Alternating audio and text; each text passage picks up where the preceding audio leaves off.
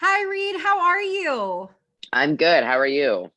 Great. Thank you so much for taking time out of what seems to be your extremely busy schedule. You are just blowing up, but I very much appreciate your on theme blue right now. Oh, thank you. Yeah, I wanted to match. Thank you. You did. Well, for Yeah. everyone that does not know, this is Reid Miller. Reid Miller, you recently played a very important role that resonates with Hat Not Hate in a very big way in Joe Bell, a movie that came out this summer. Can you tell us a little bit about your role in Joe Bell?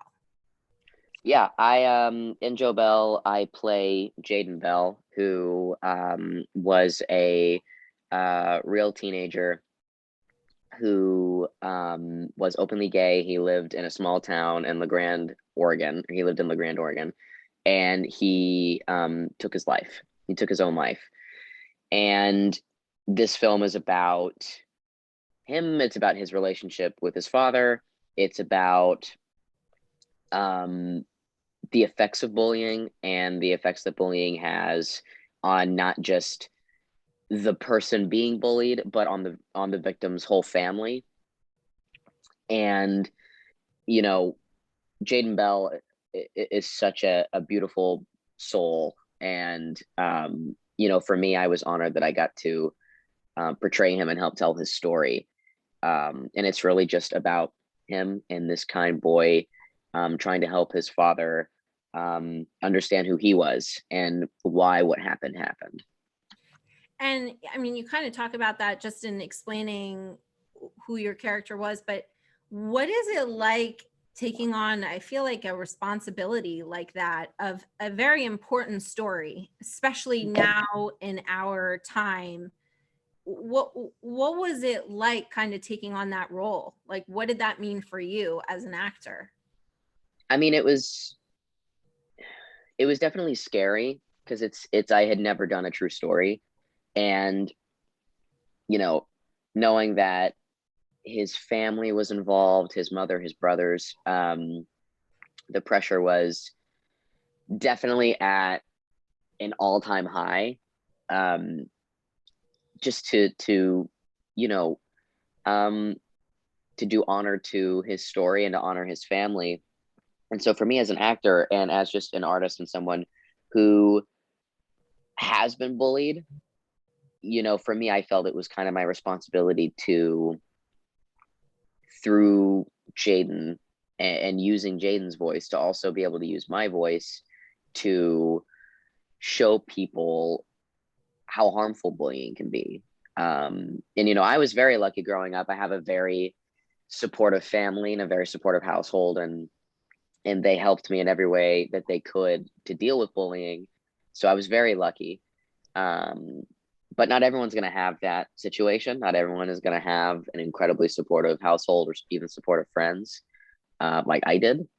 So I felt that this story was very, very important, especially for nowadays when bullying it just seems to evolve over time. With COVID, we're now online. With school, it's almost easier to get bullied over Zoom and online because there's that sense of um, ah, what's the word? It's escaping me.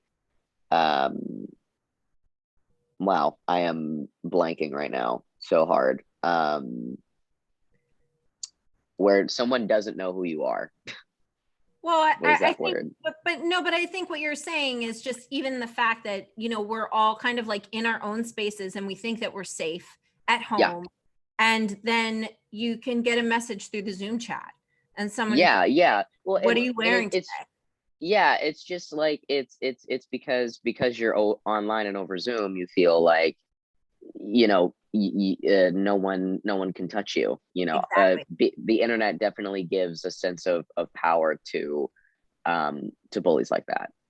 100%. So what would be, because it's interesting, you played this role, you're also a young adult as well. Like, what would be your advice to the teens that are, the teens and the young people that are watching today? because, you know, we wanted you to join with us live, but because of time and Yeah. coast and all that, it didn't work out. But what would be your advice to them that are watching that might be being bullied? What would your advice be to them?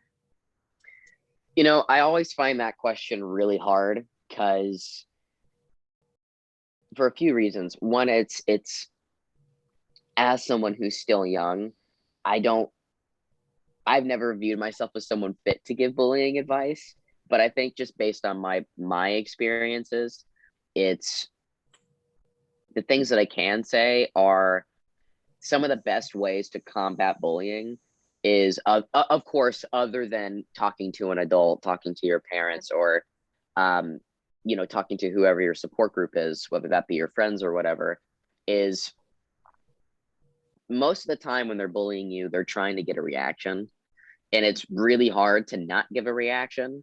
But if you can come to a point where you just don't give them anything in return, they're gonna get bored and move on. Because and it's such a shame that that's the only advice that I can give, because there's, unfortunately, you can't change how someone behaves, Sure. especially when you're the same age as them.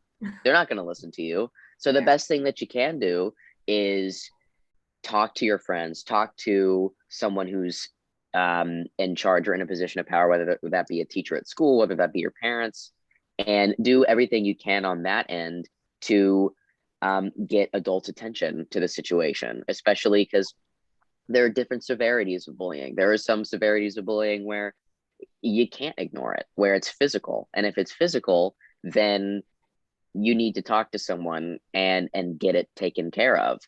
But it's also not as easy as that. Everyone's situation is so different. So I think always being honest and open um, with your parents and with people that you know can and will help, whether that be, again, like a teacher or your friends, and just having people have your back, and also knowing that you're not alone, that there are people at any age, in any group, in any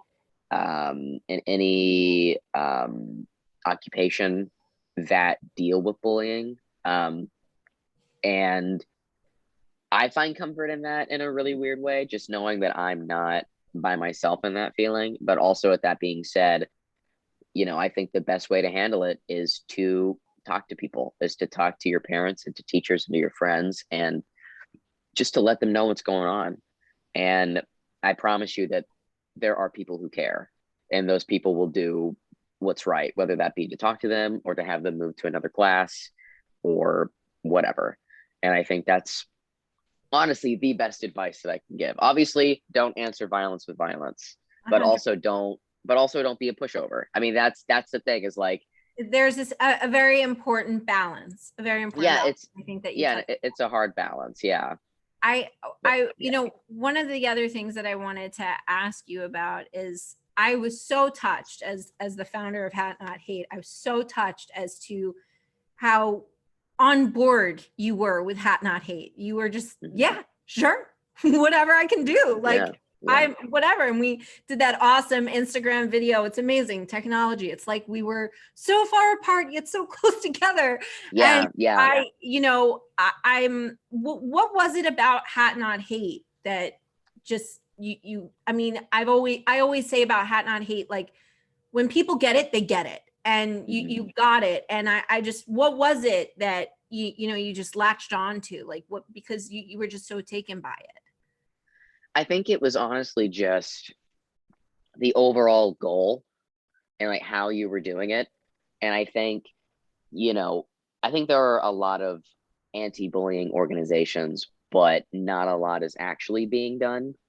And I feel like with Hat Not Hate, there are things being done, and it's very active, and very active in the school environment, which I think is really important, because I think, not to be that guy, but there are a lot of schools that just simply do not care, which is why when the topic of advice came up, I didn't I didn't have more to say, because it's like there are just some adults who are going to turn a blind eye to it. And I think it's so cool to see so many adults and so many people who are so passionate about the bullying problem and doing it in such an artistic way as well, I think that's what I latched onto, was like the hat thing, make your own hats, donate hat. I just thought that was really interesting. I've never seen that done before. And it creates this almost interactive experience, as opposed to just, I'm going to donate money. It's like, you can actually make something or go out of your way to find something to send, which I liked. It's a very involved experience, which I think feels like something is actually getting done, because people are doing something. So that's what I attach. That's why I wanted to be a part of it. And I'm so grateful to you. Just being able to share that video that you did for us on IGTV and just talking about it, and that you did get it, that you are one of those people that I can say, well, Reid Miller got it. Like, Yeah. he understood. I didn't need to break it down for him. And I'll quote like one of the people that watches the She Show all the time, and one of what I refer to as this beautiful blue army that's come up because of Hat Not Hate, is that they're like hugs for your head, these hats. Yeah. And that we just want everyone to be seen and heard. And Reid, you are just one of the many. I'd like to, welcome you to this awesome blue army, and just thank you so much for your time. And even though you say that you can't, who are you to give advice? You are someone that can be relatable and that people can see. And if Reid Miller is saying it, then, well, maybe he's got a point, And is it okay if I add something really quick as well? I would love think something that I just thought about in terms of advice, I think this is really important, is there are a lot of people, I've even gotten this advice, where people tell you to just pretend you're okay. And I think that's kind of the worst thing you can tell someone. And that's what happened to Jaden. It's what happened to a lot of people who suffered in silence because they were told to just be quiet. And I think if you're hurting and you're in pain due to bullying or due to really anything else, but especially bullying, you need and should speak up. And I promise that the moment you do speak up to the right people, you're also like, that's when the healing starts, because I feel like the longer you're silent and the longer you suffer in silence is only creating more pain. And so I think that's some of the best advice I think I can give, is to talk about it, and that it's also okay to not be okay all the time. 100%. Not everyone is perfect. So that's all I have to say. Woo. Well said. Well said. Reid, thank you so much. Thank you so much for your time.